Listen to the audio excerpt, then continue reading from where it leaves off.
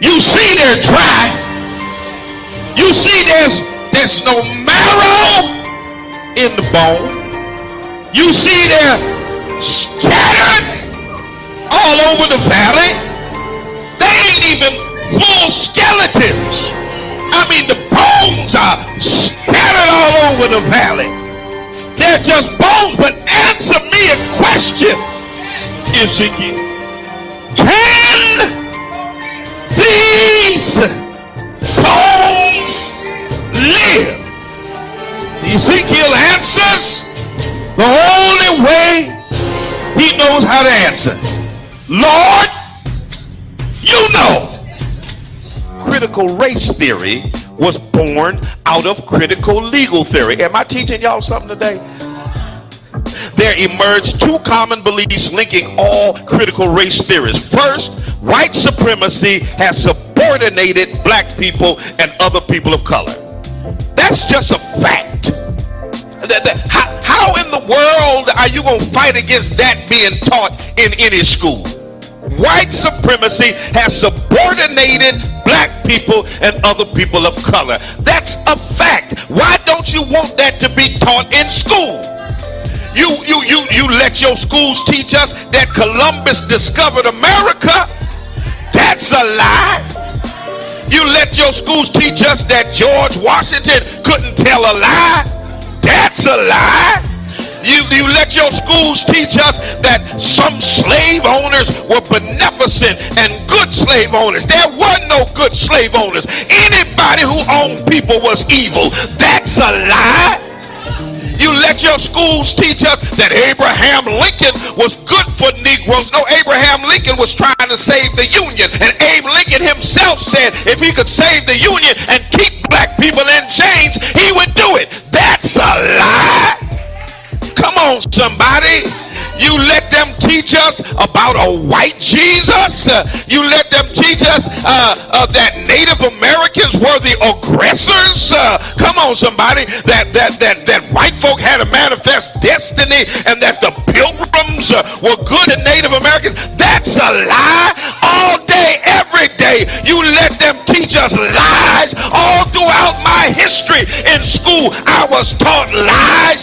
But you got a problem with critical race theory because it teaches the truth that white supremacy has subordinated black people and people of color. The right to bear arms. Let me just back up a little bit and let me take you on back to the late 1960s when Ronald Reagan was the governor of California. And they were oppressing black folk, and a group of men and women known as the Black Panther Party decided that they were going to defend the rights of black folk. And the Black Panthers decided that the Second Amendment wasn't just for white folk. So they strapped themselves with guns and showed up at the Capitol in California. And when they saw them Negroes with guns, come on, somebody.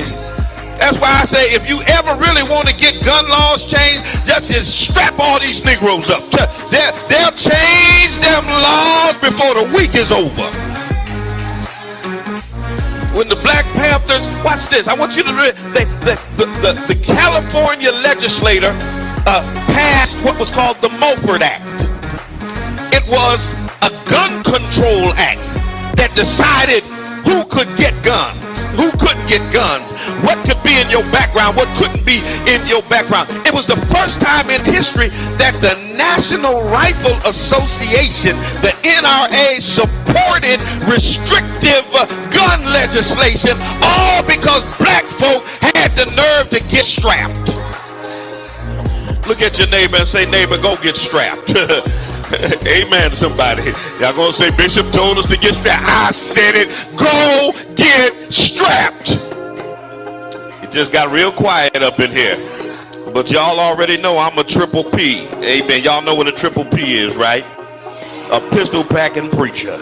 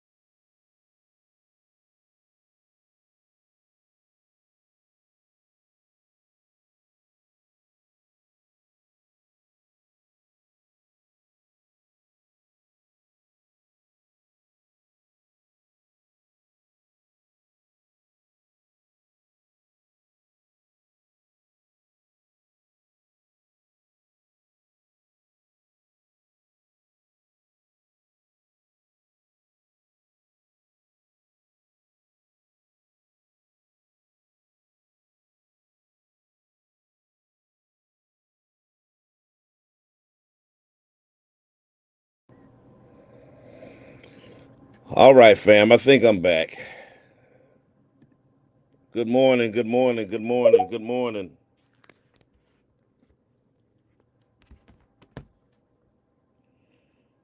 Let me see if my Instagrammers are in the place.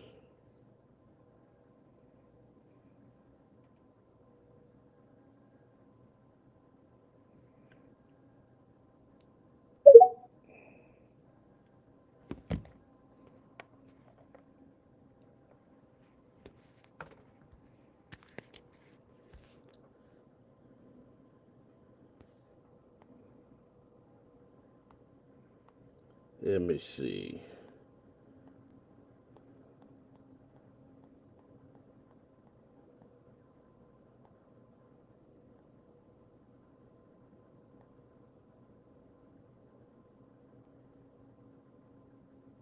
That's all you gotta do.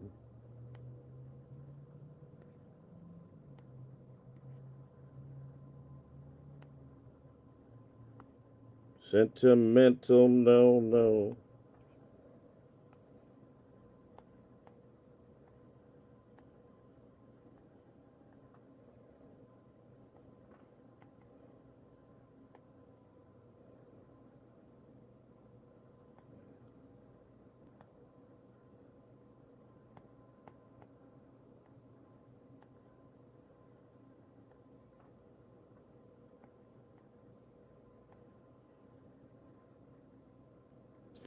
All right, good morning. Rep your city, rep your town. Let me know where you're chiming in from.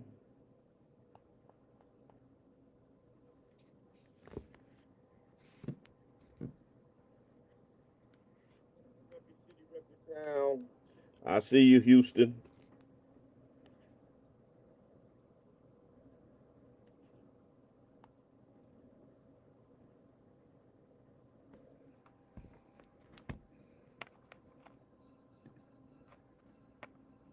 Squeeze, huh?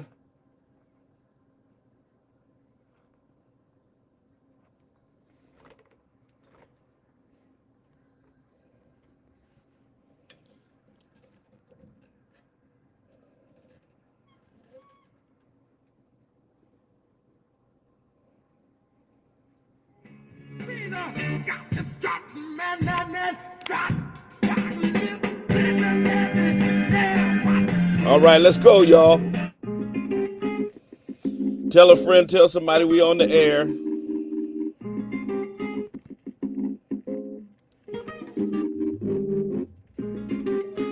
Let's get it.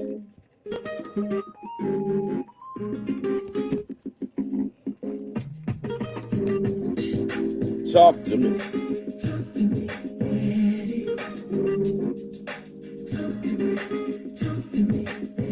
TGIF, thank God it's Friday.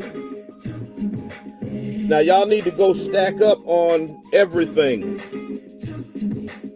Stack up on toiletries,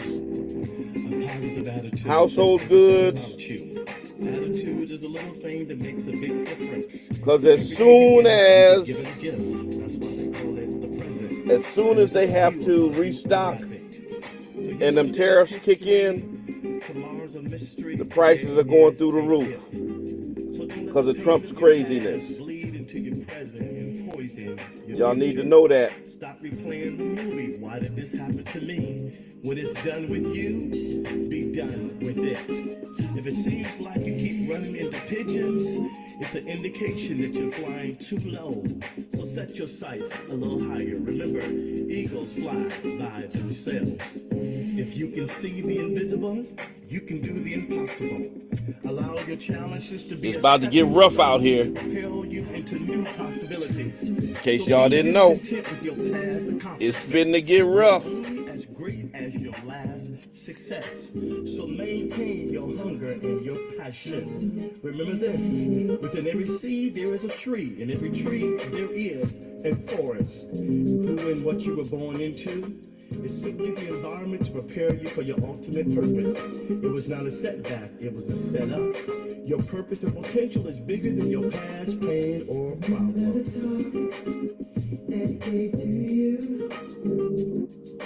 Listen to your heart, don't let your mind fool you. Remember the talk that he gave to you. Whatever you do is gonna surely come back to you. Successful people will do the things they hate to get the things they love. Much of life is about sacrifice. 90.7 WTCC. Good morning. Welcome to the Black Love Experience. I'm your host, Bishop Talbert Swan. Welcome to everybody from everywhere. Those of you in the Pioneer Valley, welcome to each and every one of you.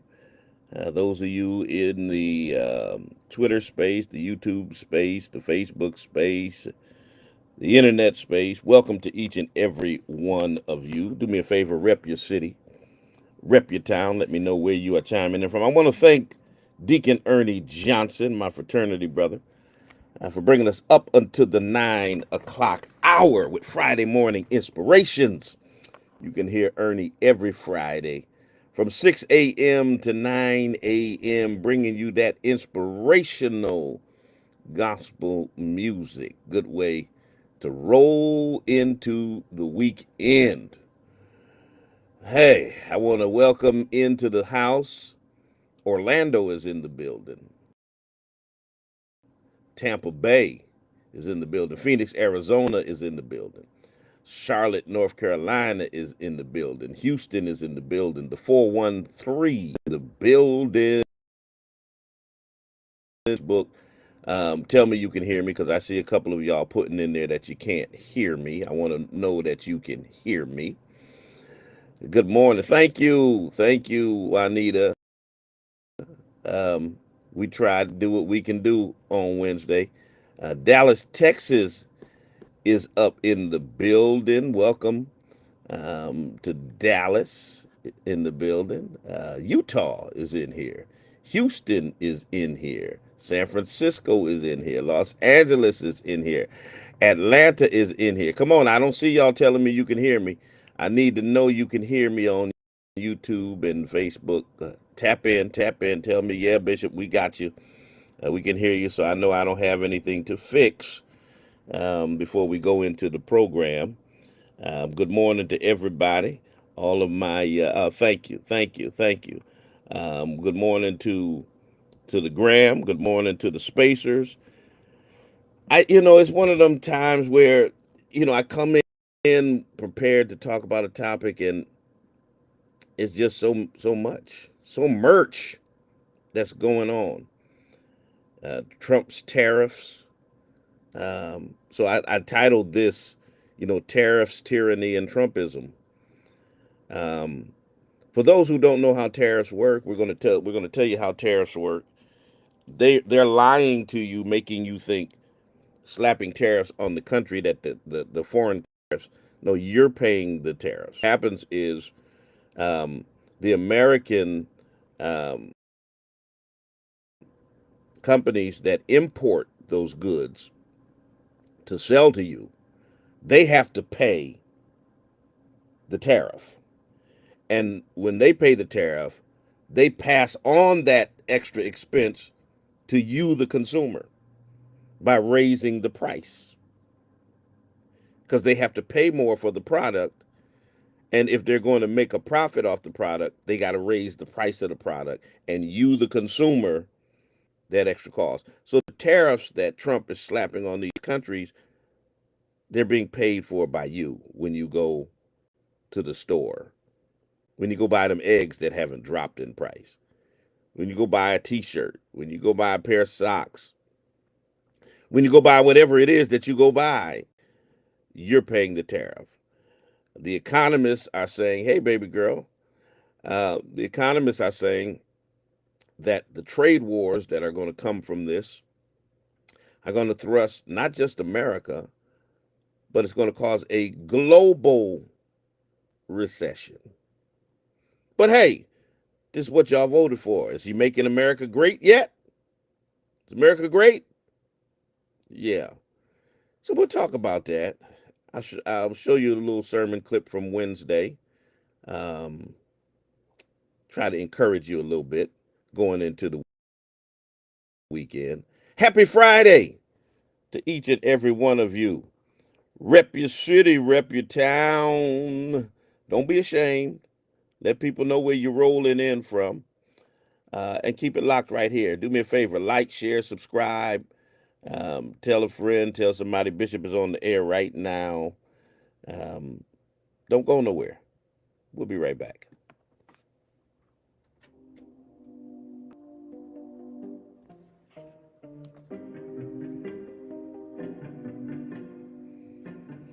New York City, what's happening, New York?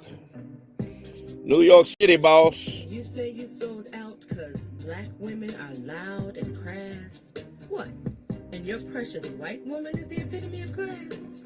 Are you so blind that you cannot see? That pale girl child ain't got nothing on me. For hundreds of years we have stood by your side, accepted your flaws and allowed you your pride. Bore your children and cleaned up your mess, satisfied your lust and always settled for less.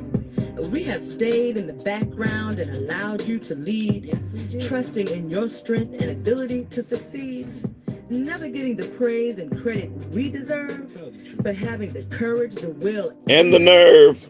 For being the backbone that has kept it together, for you and our children in all kinds of weather. And now suddenly you say we're not good enough for you. We forced you to sell out because of the things we do. Well, where was that white woman when that white man you hate was cracking the whip? In the boardroom, the warehouse, and on the slave ship. She stood by his side and didn't say a word, waiting for her own chance to rule and be heard. And now it's her you turn to and treat like a queen. And me and my sisters you choose to demean? Well, hold up, wait a minute, and stop the damn bus. Because there are a few things I need to remind you about us. Listen up. A more beautiful creature God never made than an African woman, no matter her shade. High, yellow, red bone, or Cocoa Brown. We are more than worthy of wearing a crown. Ebony, mocha, or Black as the night. It is we who have always shared in your plight. We are passionate, spiritual, loving and kind. A more generous heart you'll never find than the one that beats inside the body of a Nubian queen. The hardest working, loving, giving woman you've ever seen. For we give and forgive until there's little left. Then we're forced to put up our guard to avoid your theft. The theft of our hearts and our trust, the very nature of our soul, by our so-called brothers who are just playing a role. And you wonder why some of us act as we do? Take a look in the mirror, because the answer is you. It's not enough that the white man has always tried to keep us down, but our own men act as though they'd love to see us drown. And white women have never invited us to join their equal rights struggle. So we're out here alone with the a million things we juggle. Raising the children that black men leave behind. And dealing with the racism of the daily corporate grind. Damn, it's no wonder some of us are loud. Hell, we're just trying to be heard. In a world where everyone, including our men, ignore our every word. Where are the brothers who understand a black woman's worth? Right here, who will protect and stand by us, for we are the salt of this earth. We birthed you, raised you, and showered you with love. It was we who taught you to love your creator above. We gave you all we had and taught you to be men. Open your eyes, it is us, your black sisters. Not Bo Derek's kind. Who rate a perfect 10. And one final word for the sellout who claim to be brothers. When you turn your back on us, you disrespect your mama. Did you hear that?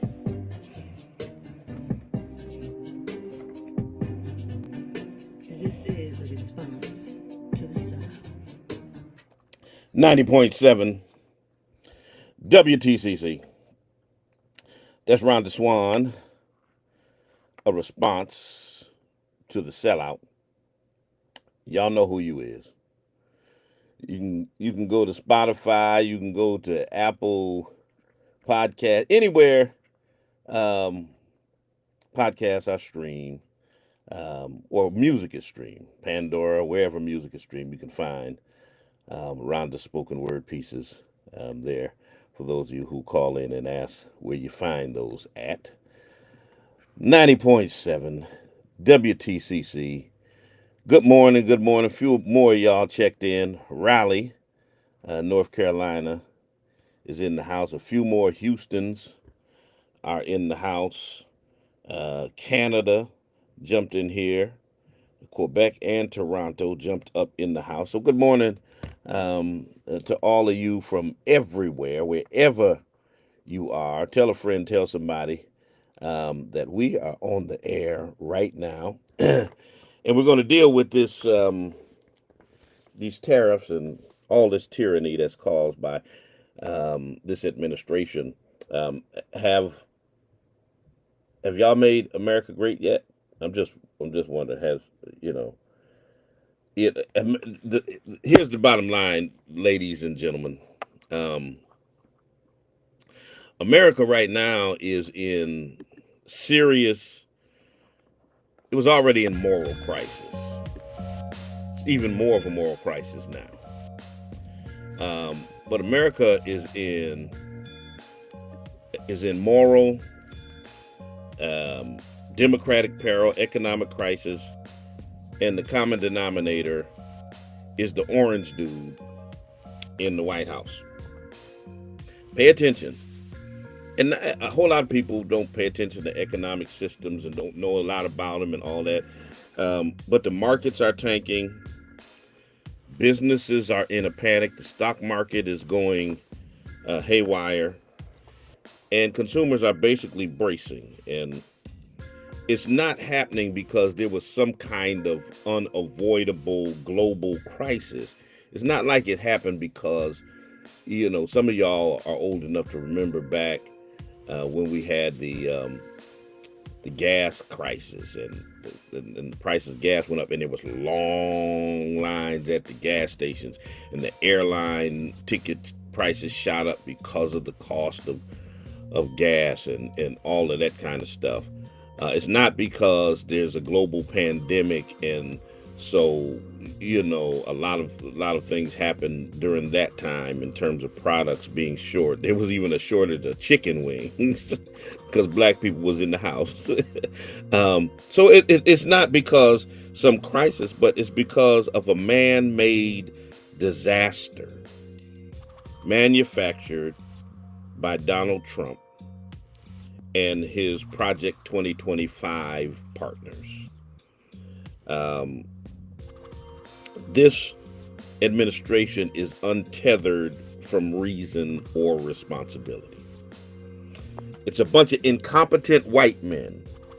One of Donald Trump's cabinet secretaries was talking about how white men need to run everything. They're running everything into the ground right now. That's what they're running. I mean, we've got national security advisors putting war plans on social media.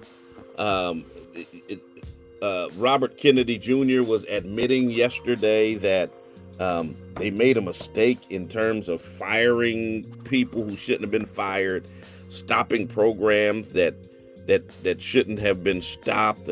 It's like nobody in this administration has a clue what they're doing.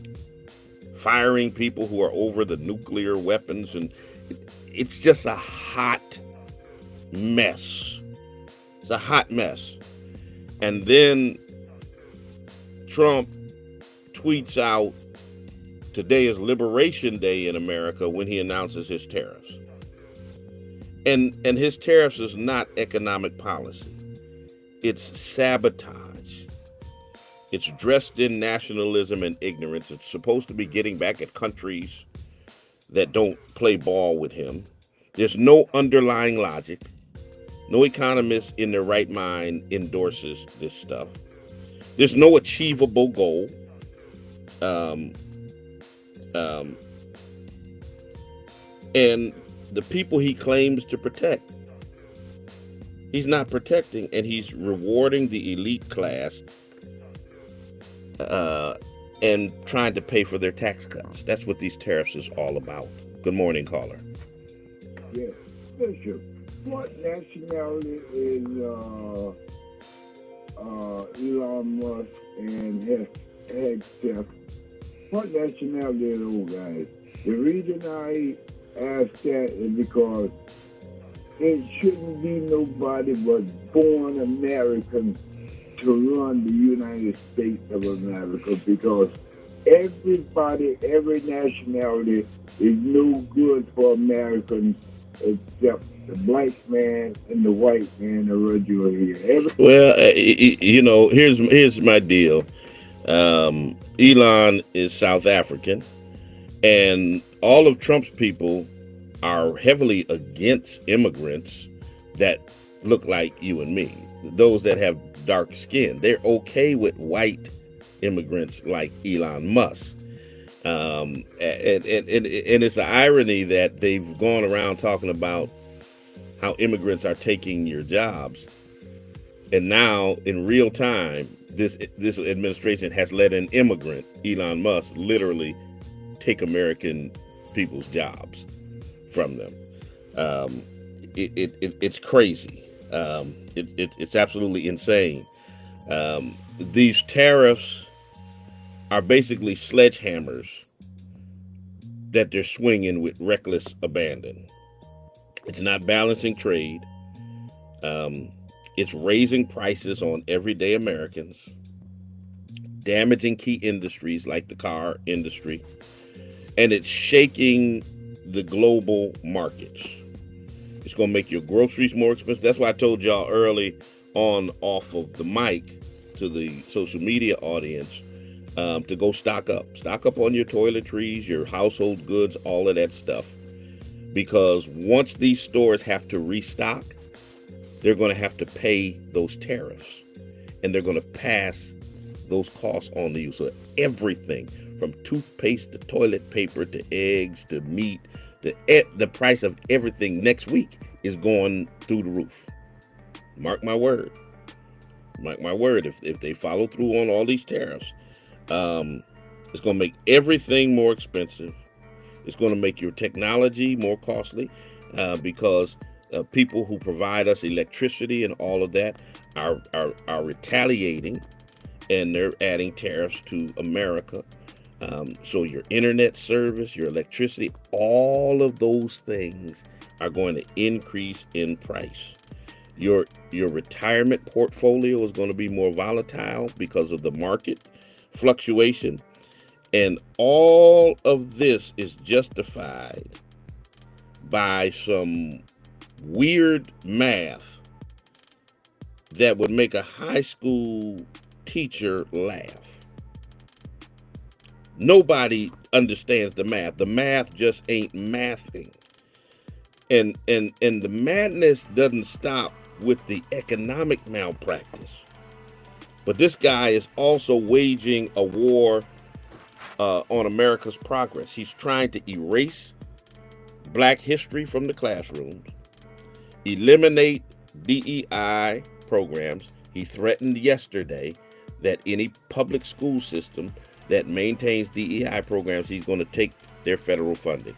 Now remember, federal funding is your tax dollars. When you look at your check and you see those taxes taken out, that's where the federal budget comes from. Trump is acting like this is his money. Like this is him and the Republicans' money. This is your money. And he's basically saying, I'm going to do what I want to do with your money. I'm going to spend your money how I want. And anybody who doesn't do what I say doesn't get federal money. So my answer is, if he said he cut $106 million from K through 12 programs in Massachusetts, 47 million right here in Springfield, in our city, 47 million from a predominantly Latino and Black school system. But he doesn't care about that. He doesn't care about that. He's acting like it's his money. And so I say we stop paying federal taxes. If enough people stop paying federal taxes, they won't have any money to be freezing stuff. If the federal government doesn't do with our money what we want them to do with our money, then we should stop giving them our money. Just like we're boycotting Target and other entities, we ought to boycott the federal government. Bottom line. He's trying to deport millions of non-white immigrants. Notice, non-white immigrants get deported, but he wants to open the door for white South Africans. Make that make sense. See, he has a vision of America that is not the land of the free and the home of the brave, but it's a return to the 1900s where white supremacy reigned, where the rich paid no taxes, and where black people were disenfranchised, dehumanized, and disrespected. It's not nostalgia, it's nihilism. And we ought to call it what it is. It's not just about economics, it's about justice, it's about dignity, it's about truth. We got to understand that his tariff war is part of a larger agenda that threatens both our wallets and our worth. And if you're wondering whether you're being paranoid, you're not. You're probably just paying attention to what's going on. All right, let me get the Negro Black Knights Heritage Club up in here. Negro Black, you got the microphone. Hi, good morning, Brother Bishop. How are you doing this morning? I'm good. How are you? I'm doing very blessed as always. I like saying the title of the space. It helps me center in. Tariffs, tyranny, and Trumpism.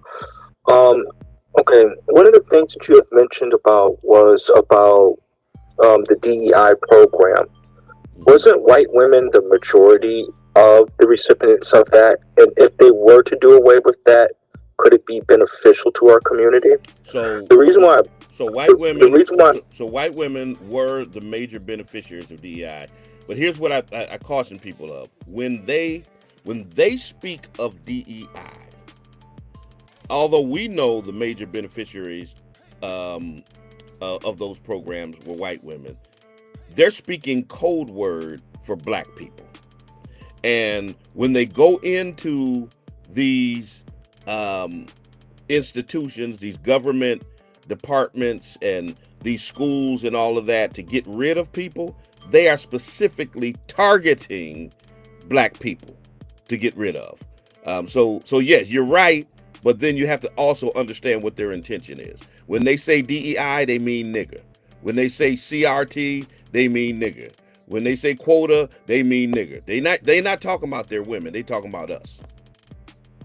Okay, I could see how that could be perceived as such. The reason why I'm bringing this up is because I'm in grad school, and a lot of the DEI hires on top of white women would be immigrants, sometimes of various forms. Some of them are melanated immigrants, and they normally take the roles and the spots from Black American students, such as myself, in grad school. And it becomes very problematic for Negro Black American students to get the fundings, the scholarship that they needed to still be maintained at high level education. Then you also see that being reflected in our lawyers. There's not that many Black American people that's involved in that. You see that in the doctors. There's not that many Black American people. We're being systematically removed out of these very key pivotal roles in society that we need as a people, because white people don't diagnose us very well. Any other ethnic group does not diagnose us very well on these type of things or take our issues seriously. And so there is a conundrum in regards to how DEI was applied and who it benefited off of, and even how they even implement removing various different people who are well qualified. Right. Which is a form of racism within itself. Absolutely. So I hear your concerns. I talk about this extensively in my book, Delineationology, and the reasons why Negro Black American people should separate from the American society and build their own government to enact justice. Now, I hear you. The other thing you have to pay attention to is everything that they are defining DEI not just specifically with those diversity, equity, and inclusion programs. They're also defining anything that has to do with black people as DEI. So case in point, they're cutting federal fundings to scholarships that were specifically for black students going to HBCUs. You know, so they're going in and they're going in and saying, okay, we have to regulate the Smithsonian, specifically the African American Museum. And we've got to remove all of the exhibits that paint America as a racist country. So they are definitely using DEI as a broad brush and specifically targeting things that benefit black people. But I appreciate everything you said, and I agree with what you said. Thank you for your call. 413-736-2781. Blue Sky Ambassador, let me get you up in the space. Blue Sky Ambassador, you got the microphone.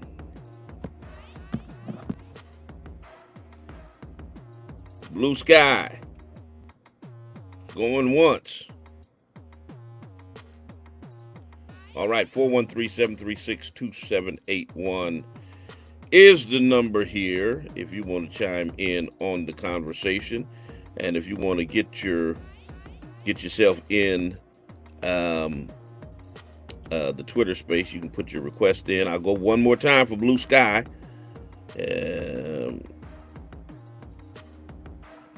All right. Well, looks like Blue Sky dropped off, so we'll get them back in if they want to come back up to the space. So yeah, basically America is committing economic suicide. This plan is not strategic. It's performance based. It's rooted in economic illiteracy. This is an illiterate, incompetent administration. What he's doing is going to raise the cost of goods that we don't even produce in the U.S. It's going to raise the cost of stuff like coffee. When y'all go to Starbucks, Dunkin' Donuts, it's going to raise the cost of rare earth minerals. It's going to raise the cost of wine. It's going to raise the cost. You're going to have companies that are going to lay off American workers because of this. Jobs are going to be lost. The global market is right now reacting in panic. Okay? Trillions are going to be lost in terms of stock value as the stock market fluctuates. The math is a mess. His administration's, I was watching something yesterday saying how his administration's calculations are simplistic. One person said that it's just absolutely absurd. And the example they used was that trade deficit divided by exports divided by 2 gives you the tariff rate. And that's literally how they're doing it. And the economists say it's like treating cancer based on your age and weight. So it's a bunch of craziness. And as the last caller was talking about the DEI programs, targeting DEI programs and erasing Black history is part of his white supremacist agenda. Deporting non-white immigrants is part of his white supremacist agenda. And it's an attempt to return America to a racist, elitist past of white domination, where the rich didn't pay taxes and black folk didn't have any rights. That's where they want to go. Let me try again to get Blue Sky Ambassador in. All right, Blue Sky, let's try this again.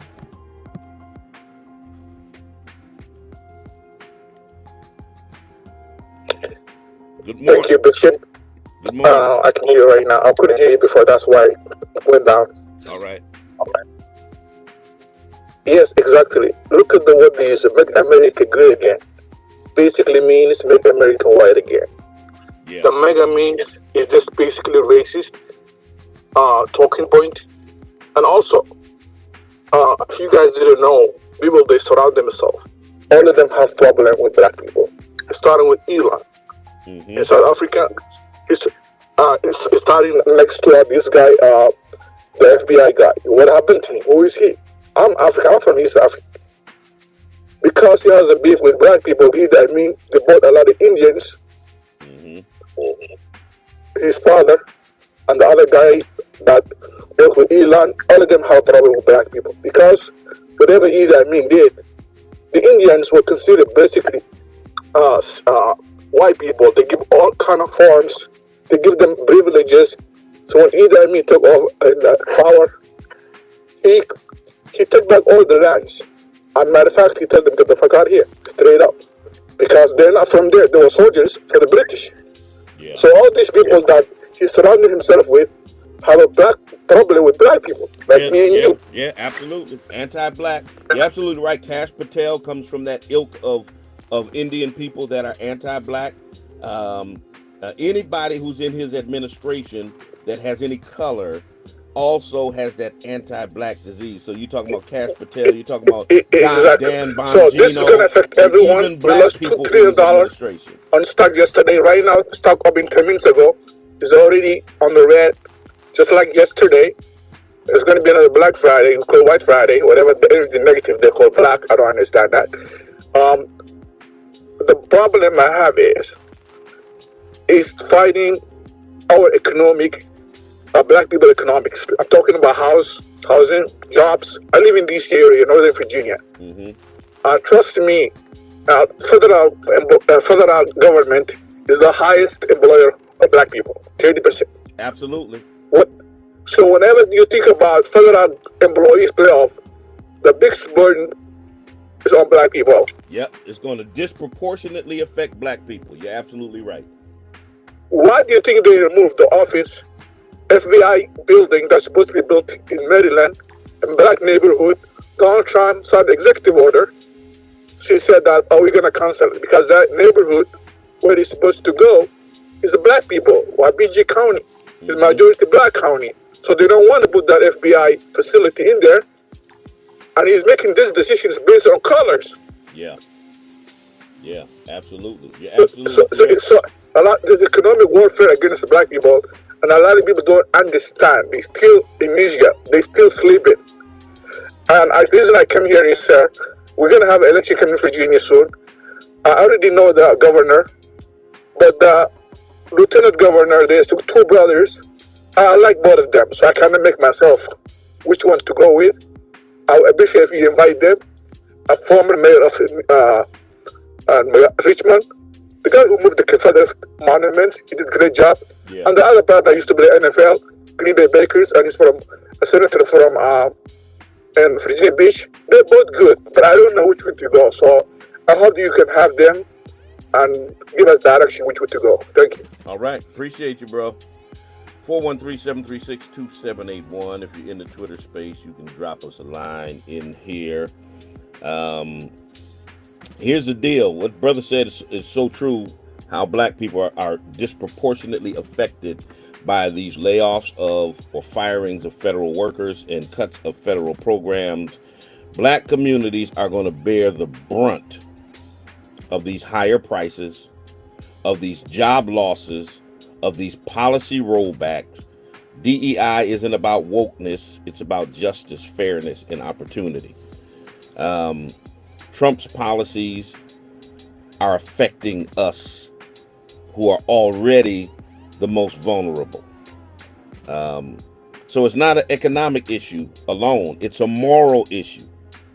Tariffs, racism, anti-immigrant policies, economic favoritism for the rich, they're all connected because they want a country where the powerful stay powerful, the rest of us stay silent, and white people remain supreme in their minds. And so I'm going to come back with some action steps. I'm going to play a little bit of Wednesday's sermon, and then I'll come back with some action steps going forward. So tell a friend, tell somebody. We are on the air right now if you haven't already done so.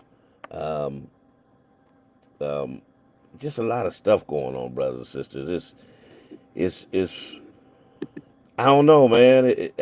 And I think what the brother said was so true when he said that people are asleep. Because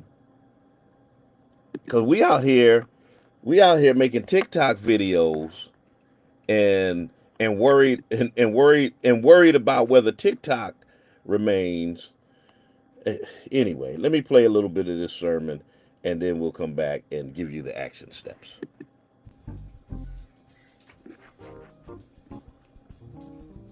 We were created to be.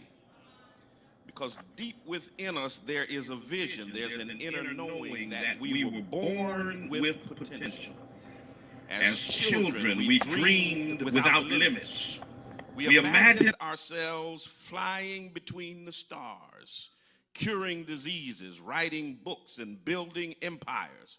We imagined ourselves changing the world. And nobody had to tell us that we could be great. We believed it naturally. And that's because greatness is not something that you acquire. It's something that God already placed inside of you. It's in your spirit. It's in your soul. It is part of your divine design. But as life goes on, things happen and we get hit with reality. We get knocked down by disappointment. We get bruised by betrayal. We get scarred by systems that are designed to suppress our dreams. And we endure the crushing weight of racism and rejection and poverty and pain and persecution. And if we're not careful, we start to shrink our expectations to fit the size of our struggle. And somewhere between childhood innocence and adult survival, many of us start to believe the lie that says, maybe I'm not meant for anything more than this. Maybe I've reached my ceiling, or maybe I've missed my moment, or maybe this is all that there is for me. But I came to snatch somebody out of that lie today. I came to shake somebody out of the slumber of mediocrity and remind you that you were built different.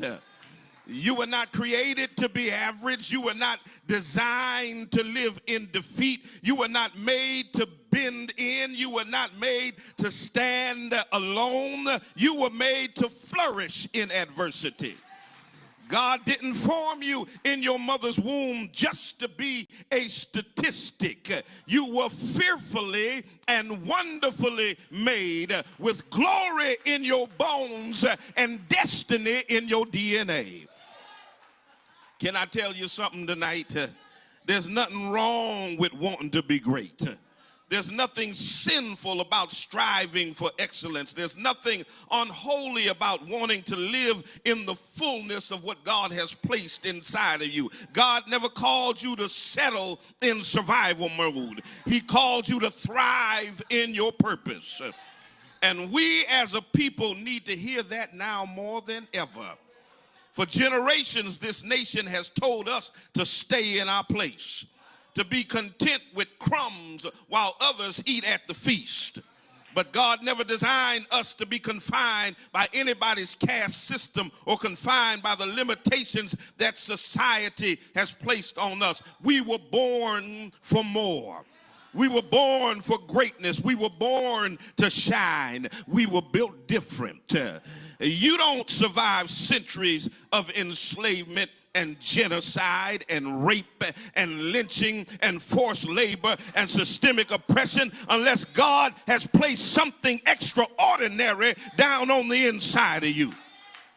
You don't endure plantations and prison chains and poverty and pandemics and police brutality unless you've been fortified by a divine design. You don't build churches and schools and hospitals and businesses and neighborhoods and cultural movements in the face of violent opposition unless you were built different. That's why I don't care what the devil tries. I don't care what white supremacists plan. I don't care how many laws they pass or how many rights they try to roll back. We will not be destroyed. We've been through too much to give up now. We've borne too many crosses to lose hope. And just like Simon of Cyrene in our text, even if we didn't ask for the burden, even if we didn't choose the struggle, we've got strength in our souls to carry the cross and to keep on walking. And so when we look into this particular text, we're introduced to a man who on the surface seems like a minor character in the crucifixion narrative. He is a passerby, a bystander, a face in the crowd, but God has a way of turning ordinary people into extraordinary instruments in his divine plan. The Bible said they laid hold upon Simon, a Cyrenian coming out of the country, and on him they laid the cross that he might bear it after Jesus. Simon was not in Jerusalem to be part of that moment. He had not come looking for trouble. He didn't wake up that morning with any idea that he would be caught up in history. But purpose doesn't need your permission. Purpose will find you in the crowd and call you to your assignment. The text says that Simon was from Cyrene, a city located in North Africa, what we now know as Libya. That means Simon was a black man, a man of African descent, a man whose skin was kissed by nature's sun, a man who carried the melanin that this world has long despised and dehumanized. But isn't it just like God to choose a black man from Africa to carry the burden of the cross? Isn't it just like God to make a powerful theological statement even in a historical footnote? Isn't it just like God to show us through Simon that black people have always been a part of the redemptive work of Jesus Christ? Long before we were brought to America in chains, long before they wrote us out of history books, long before they called us inferior, God had already written us into the gospel narrative. Some folk think that black history started on the slave ship, but black history started in Genesis 1:1. In the beginning, Simon was not an afterthought. He was a part of God's divine plan. He didn't ask for the burden, but he was chosen for the task. And just like Simon, we've always been cross bearers. We have carried burdens that others refuse to carry. We've borne pain that others have ignored. We've lifted this nation on our backs while being denied its very blessings. And so the scripture says Simon was coming out of the country. He wasn't part of the city crowd. He wasn't part of the political elite or the religious inner circle. He was a common man, a working man, a traveling man, just trying to get through the day. But when the procession of pain came down the street, when the weight of the cross dropped before him, when the soldiers were looking for someone to pick it up, purpose found him. The Bible said he was seized. He was pulled out of anonymity and drafted into destiny. And isn't that a picture of how life often works? You're just trying to get by, trying to live in peace, and all of a sudden life yanks you into something heavier than you ever expected. Sometimes you don't get to choose your moment, but your moment chooses you. Sometimes you don't get to plan your purpose, but your purpose interrupts your plans. But when it does, God has already prepared you. He's already equipped you. He's already given you the strength you need to carry it. Why? Because you were built different. And that's what's powerful in this. We don't see Simon speaking a single word in the text. He doesn't preach. He doesn't protest. He doesn't prophesy. He just picks up the cross and carries it. His impact was not in his words. It was in his willingness to bear the burden. And that's a lesson for every one of us. Sometimes you don't need a platform to fulfill your purpose. Sometimes just bearing your cross faithfully is the greatest testimony that you can ever give. It was St. Francis of Assisi who said, testify often, and if necessary, use words. Simon was a black man from Africa. He was chosen to carry the cross. And though the gospel never recorded him again, his legacy lives in every person who has ever borne a burden with faith. His name is a reminder that God uses the unexpected. God uses the marginalized. God uses the oppressed. God uses the overlooked to carry out his will. So whenever you find yourself wondering why life seems heavy, when you ask why you had to be the one to carry the load, when you question why the struggle keeps finding your doorstep, just remember Simon carried it first, and tell your neighbor you can carry it too. Simon didn't wake up that morning expecting to carry a cross. He wasn't on the agenda. He wasn't on the program. He wasn't part of the plan. He was just passing by. He was trying to make it to the bazaar, maybe to buy some food, maybe to... 90.7 WTCC. You got to go to our Facebook page, to our podcast, if you want to hear the rest of that message. I just wanted to give you some encouragement.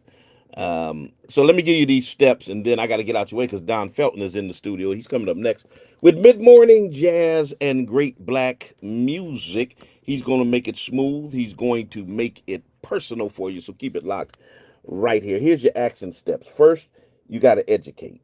You got to learn. You got to understand the information. You got to share the accessible explainers on tariffs, on DEI, on the cost of rollbacks, all of that. Put it on your social media, have little groups, educate, educate, educate. You got to host the community forums, the webinars. You got to educate. Number two, we got to mobilize. Encourage people to register to vote, verify their voting status, partner with civil rights groups to fight against curriculum censorship, policy rollbacks. We've got to mobilize. So we got to educate, we got to mobilize. Then we got to support vulnerable communities. We got to promote black-owned businesses that are going to be affected disproportionately by these rising costs. Got to support one another, family. We got to support legal and social service organizations that defend black people, that defend non-white immigrants, that defend DEI programs. And then we've got to speak up.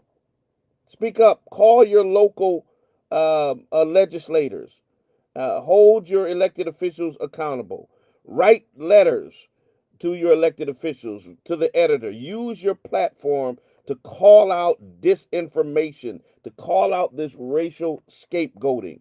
So your action steps today: educate, mobilize, support vulnerable communities, and speak up.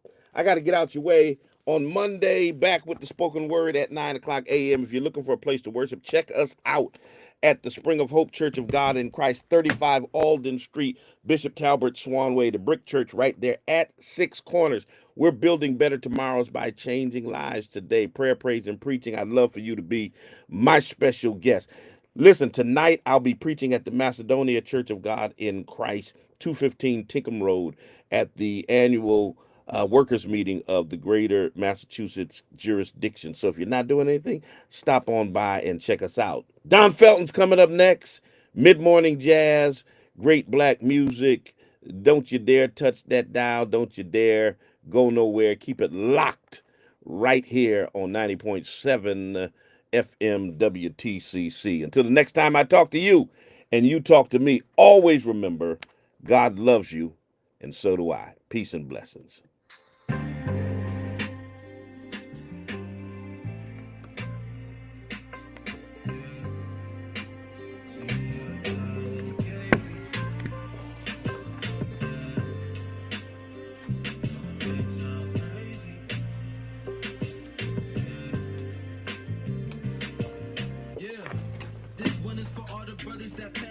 My brother, how you doing today? I'm good. How you feel? I remember my From reality.